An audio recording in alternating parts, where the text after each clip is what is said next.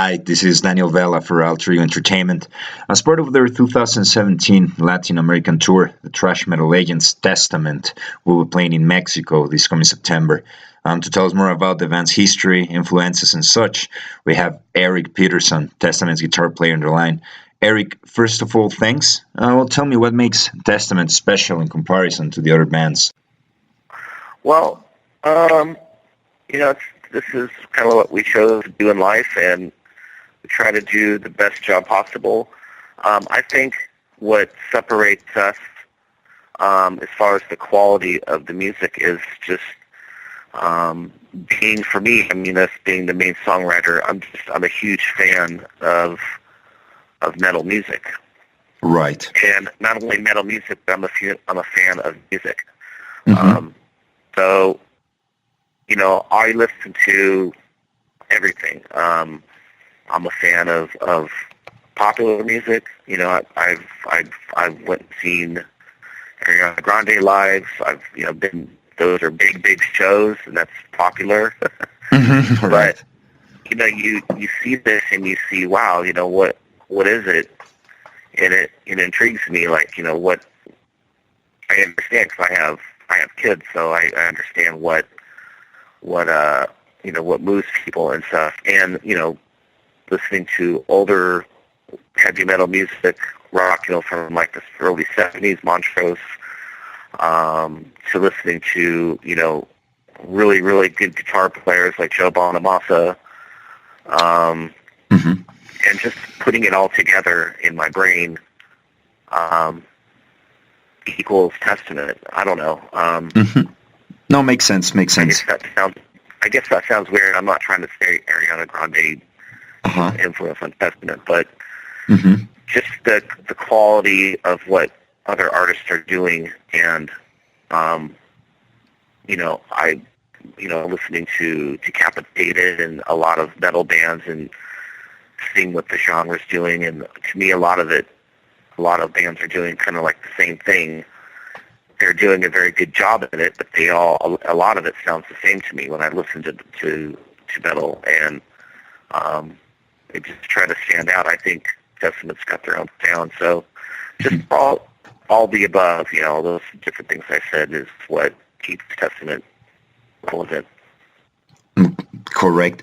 So, for example, on Brotherhood of the Snake, all of these, the idea behind it, like these draconian aliens, creating humans and having them as slaves, was this your idea in a specific, or is this just something that you all brainstorm about? It really fits well with this kind of music. The soundtrack of the music, the lyrics would definitely be about things like this. It's another thing in pop culture. This is kind of things that are maybe popular right now, talking about ancient aliens, and we have a song called Can Business, which is a topic in the world of the healings and the other properties, and not the old myths of marijuana, of what the bad things about it. There's good things, maybe not in countries down here, but in America, they're finding out that it's not as bad as you think, and there's just new ways of thinking, and what was 10 years ago, today people are more open-minded about things, and getting off track here, but getting back to the draconian alien stuff, it really works well, with the artwork and the like I said, soundtrack to the music. It kind of goes hand in hand. It fits really good. Okay, perfect. And what can you tell us? I mean, after so many years, so many changes in the lineup, how did you guys manage to survive, together as a band? I think just like what you just said. finding, when the original lineup kind of parted ways, getting John Tempesta and molding him into a better drummer and making me a better guitar player by playing with a better drummer, and getting Dave Lombardo and, the guy that plays Rain and Blood and Angel of Death, and just other people coming in, and even though I'm the songwriter, just having people like that to play with to better what I do, and opening doors of different types of things I can do with the riffs, and not just having one. Even though it works with some bands where you use the same drummer over and over, but I think if you look at Testament's albums, our records have gotten maybe a little bit more complex and more. I think we've gotten heavier over time. It's really weird. So it's usually the other way around. Mm-hmm. But I think it's just through our trial and errors and the problems that we've had. I've always had a gift for us. We've had to work for it, but that's kind of just the rule of thumb, I guess, with anything. You've never given a problem without a gift for you in its hand, but you have to work for it. Of course. I think you previously mentioned, if I understood you correctly, that you were listening to Decapitated. But generally speaking, what are the band's current influences as to making new records, or perhaps playing live? Is there any bands in a specific that you're currently listening to?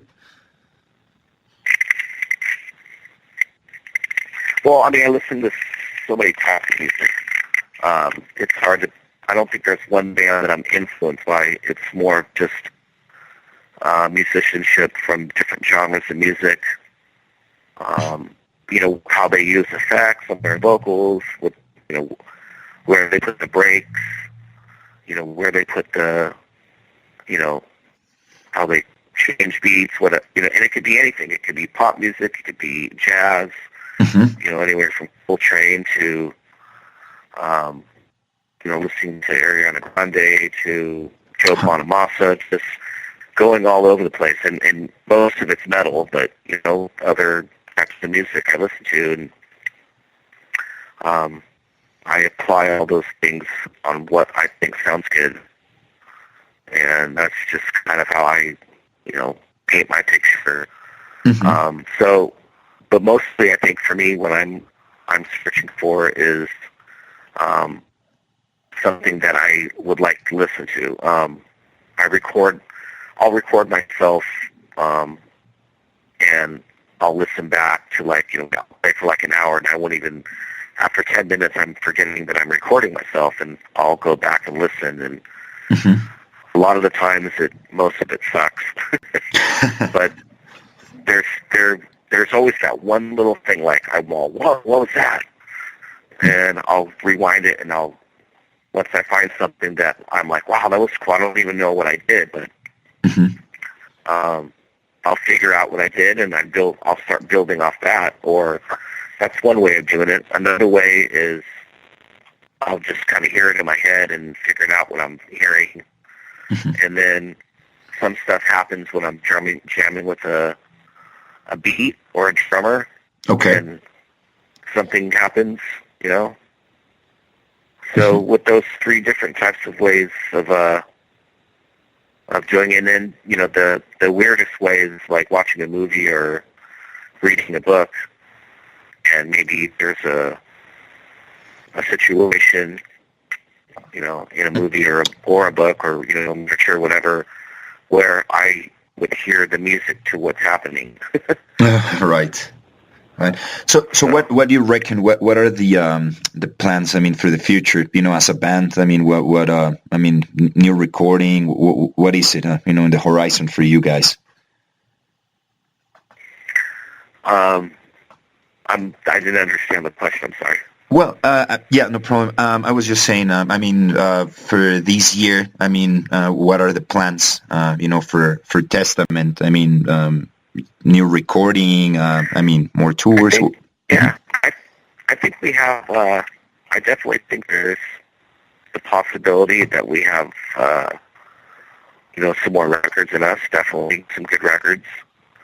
They seem to be getting better, and I don't feel like I'm running out of ideas. So Mhm. um, I do see myself in the future, maybe producing or maybe doing soundtracks for movies or something. I'm good at that kind of stuff, but Mhm. visualizing music to a situation, like I just said. Um, so I would, if I was given the chance, I would definitely, pursue something like that. But Mhm. right now, Testament is definitely, I definitely am, you know, this is what I'm doing, and I'm enjoying it. I like the last record a lot, and I'd like to see, the next Testament record something similar to something like this. Right. So at this point, pretty much you're like completely focused on Testament. Testament, and I also have a new Dragonlord record coming out Hmm. that I'm super excited about. It's called Minion, and it's taken about 4 years to do it. Hmm.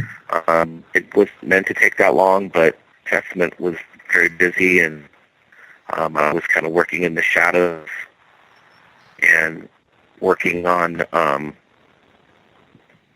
working with people when they have time to do it with me, and but I finally finished it, and I'm excited about that. Um, don't know what's going to happen with that, but I know it's a good record, so we'll see what happens. Brilliant. And finally, what can your fans expect here in Mexico for the coming shows that you're gonna be doing in September? Yeah. What can you tell your fans? Well, the last time we were there, we were maybe a year and a half ago with Cannibal Corpse. We did a co-headlining tour, and that was a lot of fun. Since then, we've put out I think a really good record. So I think this next time we come through, we're doing things a little bit different. Of course, we'll be playing some songs off the new record, but a lot of times when you're in a band like Testament, you have to play the classics. You have to play, you have to play certain songs. Hmm. Um, we're definitely doing that, but we're gonna be doing some songs that we wouldn't necessarily play, that are more epic and maybe harder for the band to play, but we made ourselves learn them, and a couple of other little surprises that we're going to be doing to give the show more of a concert feel. Okay. So definitely a different show and one of a kind, I think, this time around. Sounds perfect. I'm sure fans are gonna be very excited about it because that's one of the things at times when bands come, they kind of always play the same sort of set list. They just add a new song or just make a few changes, but it's kind of the same thing always. So I think what you're saying is Yeah. it's very good, very important. I think fans are gonna be very, very happy about it. Yeah, I mean, we've never done a show like this before where we add in different elements, um, you know, every member kind of doing something on their own a little bit to bring in the next song. Just little things like that we've never done before. You've seen more bands like in the 80s and the 70s do stuff like this. Um, we're even doing an instrumental, which sounds weird, but it really works well. And where it comes from, previous, what's happening before that, it's cool how everything kind of just goes together. Correct. Excellent. So just to finish, anything else you want to, share with the fans? Anything else you want to tell them once they hear the interview? Yeah, we're just really excited to be back, and can't wait to play for you all. And we've got the new, if you haven't heard the new record, go check it out. And we will see you very, very soon. Okay, brilliant. Well, I appreciate your time and taking my call, and as well, we'll be looking forward to see you this coming September. Thank you very much for your time. All right, thank you. Bye-bye. Bye-bye.